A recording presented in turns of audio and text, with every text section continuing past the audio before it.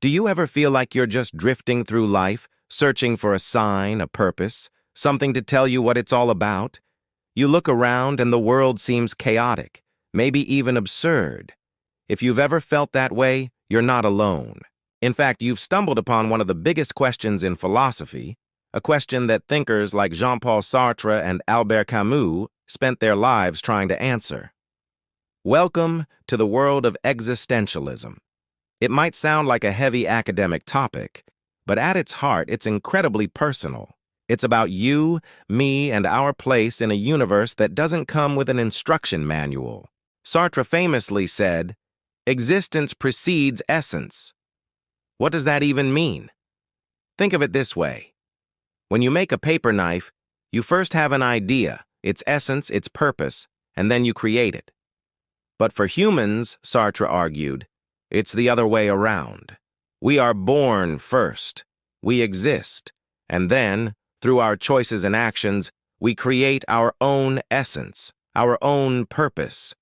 There's no pre-written script for your life. You are the author. This idea can be both terrifying and incredibly freeing.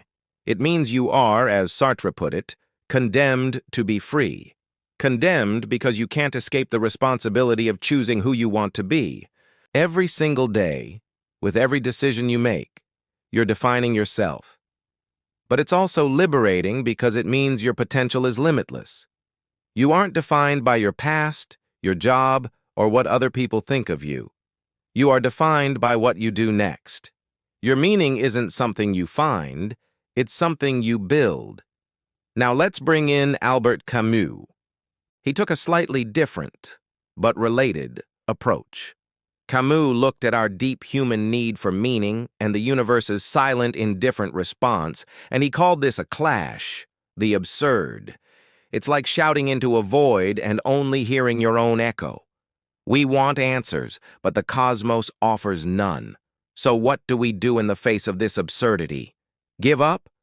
Camus said absolutely not. He points to the ancient Greek myth of Sisyphus, a king condemned by the gods to forever push a giant boulder up a hill, only to watch it roll back down each time he nears the top.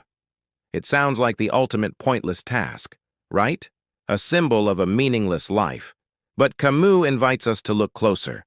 He says we must imagine Sisyphus happy. Why? Because in that moment of walking back down the hill, free from the boulder, Sisyphus is conscious of his fate. He owns it. He knows the boulder will roll down. He knows his struggle is eternal, but he chooses to push it anyway. His rebellion is in finding meaning in the struggle itself, not in some final reward at the top. The meaning isn't in reaching the summit, it's in the act of pushing. For us, the boulder could be our daily routines, our challenges, our search for purpose in a confusing world. Camus' message is powerful. Embrace the absurdity of it all. Rebel against the meaninglessness by living with passion, by creating your own joy, and by finding value in the journey itself, not just the destination. So when you feel lost or wonder what the point is, remember these ideas. You are the artist of your own life. You don't have to wait for the world to give you a purpose. You have the power to create one. Embrace your freedom. Make choices that align with the person you want to become, and find happiness in the very act of living, of pushing your own boulder, one day at a time.